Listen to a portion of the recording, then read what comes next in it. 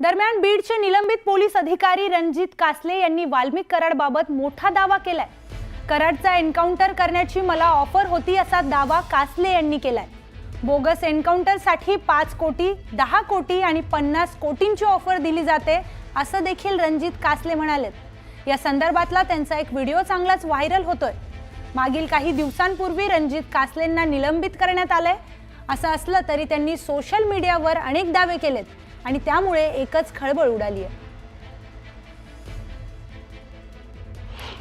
ज्याप्रमाणे मला ऑफर दिली होती एन्काउंटरची वाल्मिक कराडच्या, त्यावर मी नकार दिला। मला एवढं पाप होणार नाही आणि ते लाईफ टाइमचं एक लमसम अमाऊंटची ऑफर देतात, म्हणजे 10 करोड, 20 करोड, 50 करोड अशी एक ऑफर देतात। तुम्ही बोलाल तेवढी ऑफर असते त्या एन्काउंटरला आणि तो माणूस कुठेही असेल तर त्याला त्या ठिकाणी बोलावून घेतात। जसं मी सायबरला होतो, सायबरचा आणि इकडला काही संबंध होता का? नाही, पण त्यांना माहित होता की हा माणूस करू शकतो, याच्यामध्ये दम आहे, गट्स आहेत।